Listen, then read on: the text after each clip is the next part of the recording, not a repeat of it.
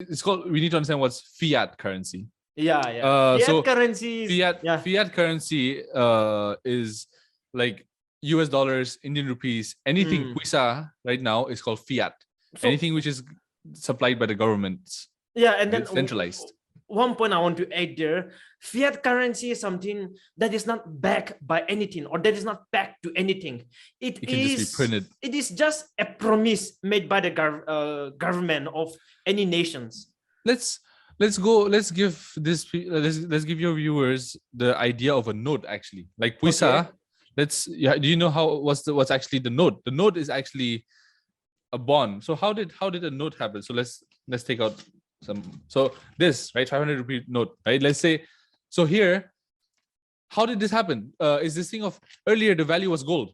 Yes. Right, gold.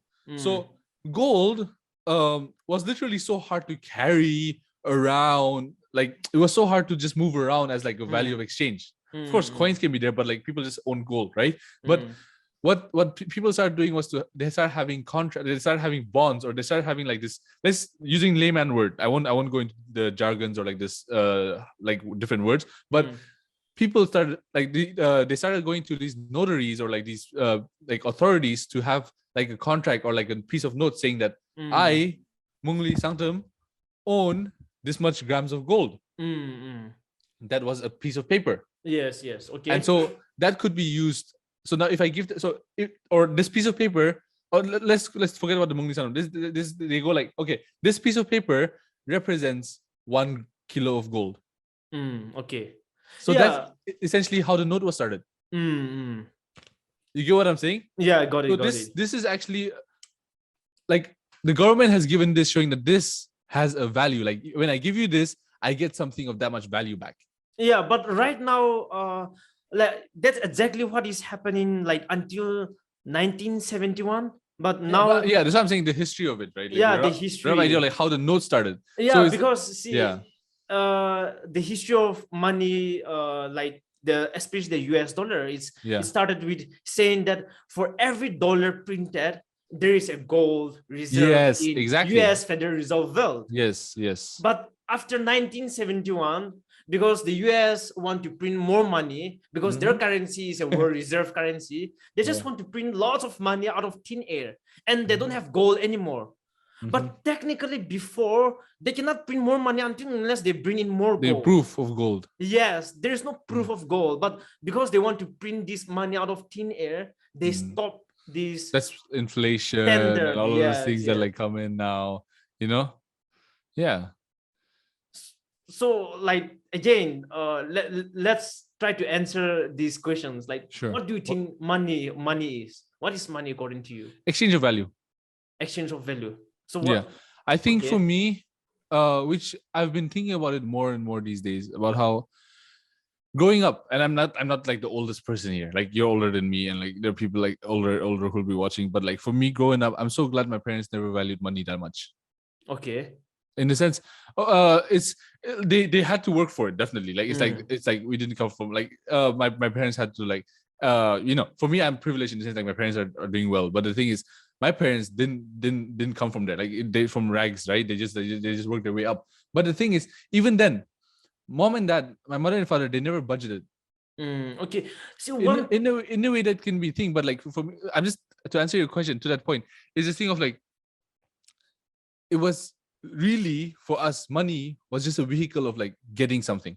Tools. Yeah, it was literally like ido lobole ase puisa nai gole ido will get, so let's just work toward getting this. And it was more of like, we're not, the goal wasn't like 1 lakh at the end of the month. The goal was probably a bottle at the end of the month or something. So how do I get to the bottle? Is like I get that much money in to do it. Like, so it was more of like, I think it's that was ingrained in me from a very young age of like, it was like money wasn't value, money was used and like they didn't tell me upfront, but like, when I look back at it, when I think about it, especially with the crypto world right now, and when I really think of money as a value of exchange, I started realizing that too. It's like, money in your account can't do anything. It's like, just a number. I mean, you can of course borrow against it and all those different things, and like it's nice to have it like security and all that, but like it's what that can get you. Right? It's what they can get you.